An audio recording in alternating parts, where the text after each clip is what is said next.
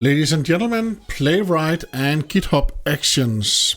How do we get started? How do we use it? It is actually quite simple when you are initializing your Playwright library like this. So when you go to your project, your web project, doesn't matter if it's Vue.js, React, Next, Angular, does not matter. You just go into, you stand in the rule folder, and then you'll write npm init and then Playwright at latest. And then if it cannot be detected with whether you're using TypeScript or JavaScript, then you will be asked about that.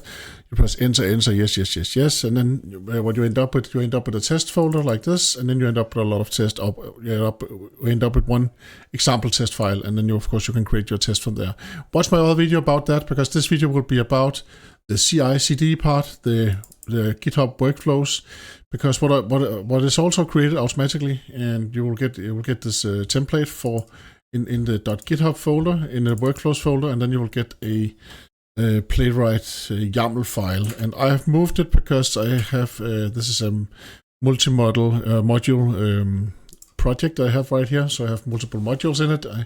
So of course you want to place it in the root of your GitHub of your GitHub repository. So I moved it up right here, GitHub workflows, and then Playwright YAML right here. I had to change one thing, and that's what I'm going to tell you right now. So all of this was actually just default, except for one step right here, starting the development server. So many of my end-to-end tests actually run against the development server. Of course, you can choose to run against a deployed environment instead, and then you don't need this. But I spin up the local development server with npx read, and then localhost argument right here, and then I check with curl for 30 seconds. This means that this is for 30 seconds. If it's up at some point, then we say success, the server's up and running. Exit code 0.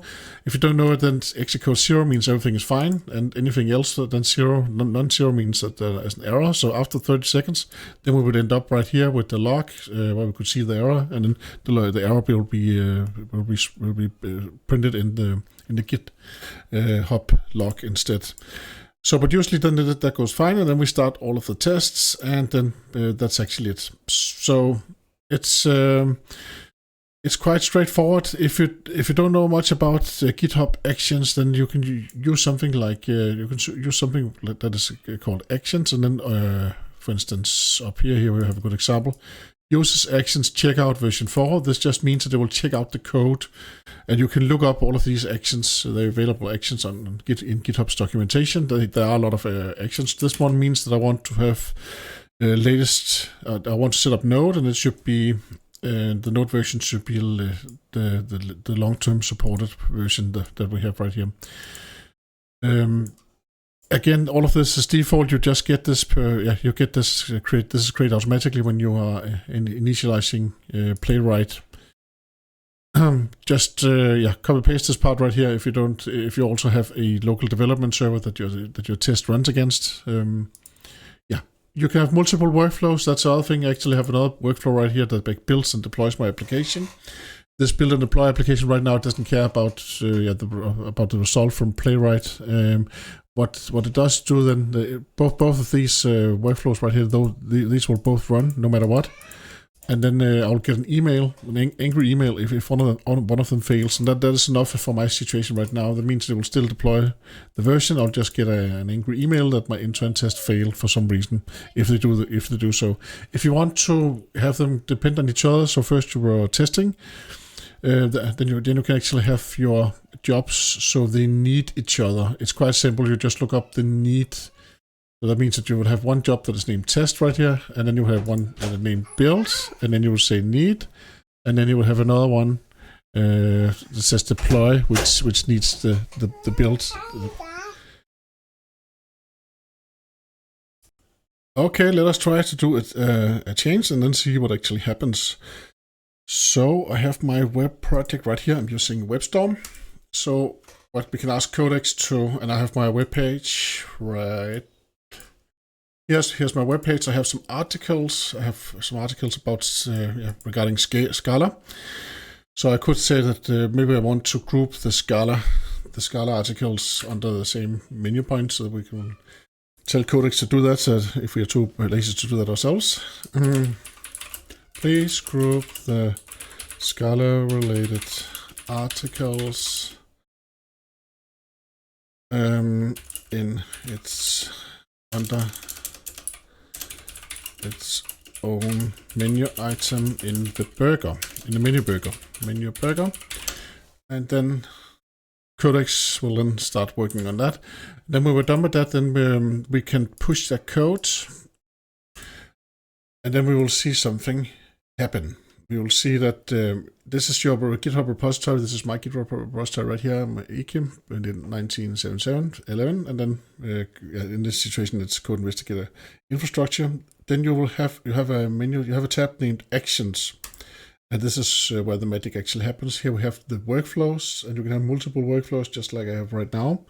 You will only see the workflow appear after they have run the first time. So that means that if you add new workflows, then they will just pop up here automatically. And the way to create extra workflows is just to add extra YAML files in the GitHub Actions, the GitHub Workflows folder, just like you saw just before.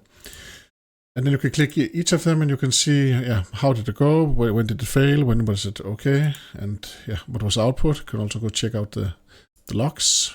So here we can go. Look at the bit log if you want to. We can go through each step and then see how did it actually go and what was the output.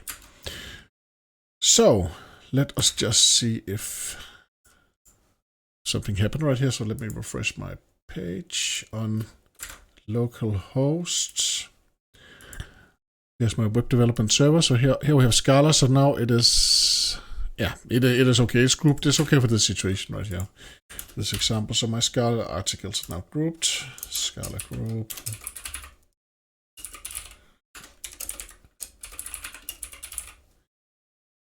Commit and push. Continue. And of course, I could have. I could have used in the IntelliJ instead, because it actually has the Spring AI button right here, which I can choose with the AI assistant. Then I don't have to write my own commit message, but of course it makes sense to also create your own commit message. Okay, so now it's pushed. So let us see now what happens. I'll go to my actions again. And now I can see I have two workflows right here. Scala group, that is the commit message, and then we have the workflow underneath right here. So we have the Mike's Web pipeline that will build and deploy the application. And then we have the tests which are running right here. And they're both in progress, and of course we can follow them if you want to.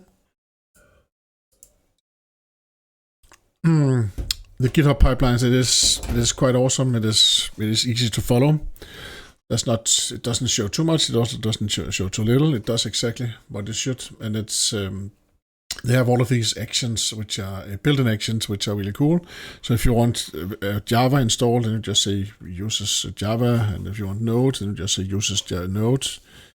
And if you want to choose two jobs to depend on each other, then you say need. So you define the first job and then the second one, and then on the second one you will say need the first job. That means that if the first job fails, like a test job, then the second job will not run.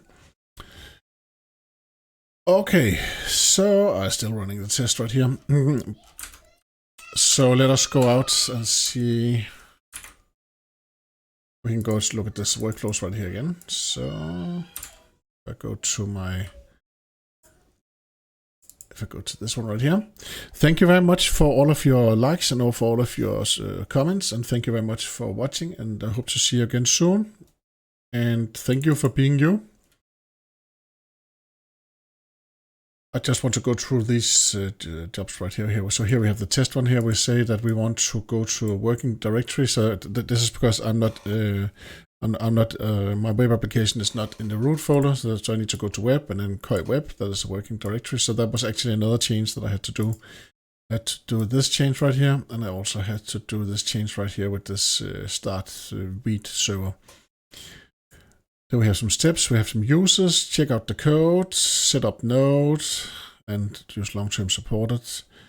Install the dependencies, and install the Playwright browsers, yes. And again here, if you only run your test against one of the browsers, then you don't have to install all of them, of course. And then we have the then we're running the test right here, and again we have users, and if it's not cancelled, then we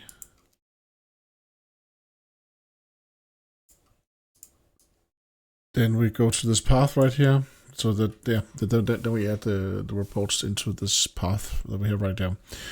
Okay, so that's actually it. And here up in the top, we can choose which branches that we want this to be to work for. So all pushes to main and master, all pull requests into main and master will trigger this test right here. And of course, you can also use asterisk wildcards, and you can make this work for all of the branches if you also push for all branches. If you also want your feature branches to trigger the test, then you just do that.